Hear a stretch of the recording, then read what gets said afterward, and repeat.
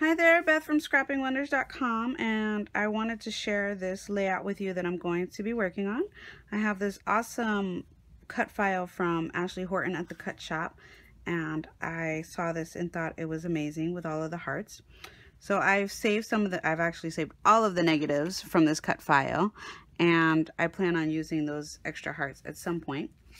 And then I grabbed this really old, authentic 6x6 paper pad that I've had forever. And I pulled out some papers that I want to use so that I can back all of these hearts. And that is going to be the plan. So the plan is for me to just cut out a bunch of hearts. I'm going to put them on the paper like this. And I am going to cut out a ton of these. It's going to take me quite a bit of time, but I've done another layout with this technique inspired by Paige Evans and Missy Whitten, and I loved the result. So I am more than willing to go ahead and take the time out to do this one more time, or probably will be more than one more time, but I'm just going to do it like that. Again, the heart behind that's being backed, it's going in the back. It does not have to be perfect, as you can see, just like so. So I'm going to go ahead, cut these all out, and then I will be back. All right, so I'm getting there. As you can see, I only have left the last two inner circles of hearts to do. This is my progress so far. This time I'm using my Bonding Memories glue from Close to My Heart, and it's working out really well for me. It's really easy for me to put the glue on the back of the paper. And okay, so I'm gonna go ahead and finish up just to show you this is what the back looks like.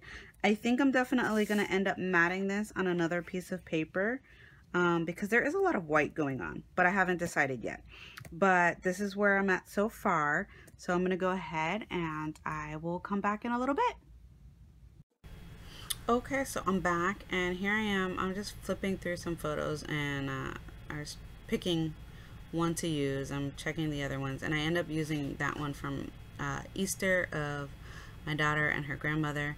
And I have decided to go ahead and mat this. So I am cutting off about 1/4 of an inch. And I usually only just do it on the side and on the top of my layout. But oh nope, this one I did it on all 4 sides. So yeah, I cut 1/4 of an inch off of the paper and I will be matting this. I don't remember what I matted on. Oh, there you go. I matted on this pretty gray paper from Close to My Heart. It's from the Zoe kit, and I really like this gray paper with like the grid lines, and the lines are like a light blue and some white. And then, as you also saw there, I ended up running out of my ATG gun tape and could not find any. So for the rest of this layout, I was stuck with using score tape for it. And the trick with score tape is to go ahead and burnish it on, meaning, so that's why I'm using my scoring knife, and I'm just rubbing all of the tape on so that it's stuck on there really well. Otherwise the score tape doesn't stick, and when you try and peel it off, the tape tends to come off with the backing instead of staying there. The good thing about score tape is it's really, really strong, so I know my layout is not going to be moving anywhere off of this piece of paper. And then again, there's no mixed media on it. I really didn't need to mat it, but all of the white was not working for me.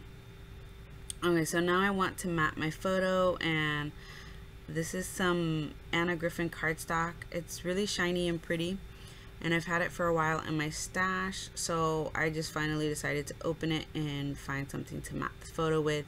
I also found a piece of vellum, and that vellum, you'll see later, I end up sticking together with everything and using it as my journaling spot, because as you can see, there really isn't an area to journal on. Also, I have gotten over my whole fear of using scissors to cut my photo mats and to cut stuff, and I have come to the realization that it doesn't need to be perfect, and I don't have to have a completely straight line, and it's way faster to grab a pair of scissors than to have to shove that all onto my paper trimmer. So I am all for the scissor cutting now these days. And as you can see, I had to have those pretty gold, it's the DIY shop from American Craft Scissors. They're gorgeous. And I really, really like them. They cut really well. And they're perfect for me for cutting my photo mats and just not having to use a paper trimmer. So again, now you can see that I am stuck using score tape for the rest of this entire layout. And you can see I did not stick the vellum down onto that yet. I did that because I wanted to make sure I didn't get any tape where the vellum is showing, and I don't tape that area that you see there that's blank, so I leave that alone. And again, some more tape, because you need tape to stick it down. And apparently I went a little too far, so I had to get that off. And then I have to peel all of my tape again because I have no tape. I seriously have no idea how I ran out of my ATG gun tape. I always have backups in the house, so I don't know what happened or what I did, but somehow that happened. Alright, so that's all stuck down. And now I believe I'm going to go ahead and grab those chipboard pieces that I talked about, and yep, there they are. So this is, I don't even remember which one, but I have Craft Market Open Book and confetti chipboard stickers. So I don't remember which one this came from, but that's what I'm using, and I wanted it lined up in a certain spot. So I went ahead, and Love is my title for this layout. And also the chipboard stickers, because I lined them up on top of the vellum, that's actually holding the vellum in place there. And then what you saw me doing with that L is because the L is popped up onto the photo. I needed to add a pop-up sticker underneath the bottom part of the L. So I did that, and then I'm just gonna go ahead and add my journaling here. And all I did was talk about, really, I talked more about the relationship between the two of them, and the fact that my mini me is getting older, and I'm hoping that she's always going to want to have that special time and spend that special time with her Nona that she does now. So that's pretty much the story for this one. It wasn't a story about Easter, as well as I could have written a story about Easter, because this was on Easter morning after church. We had all gone to church together, and I could have written about that, but I really wanted to capture them together and the story about them. So I think that's it there. I think I'm checking my journaling. I'm not sure what I'm doing.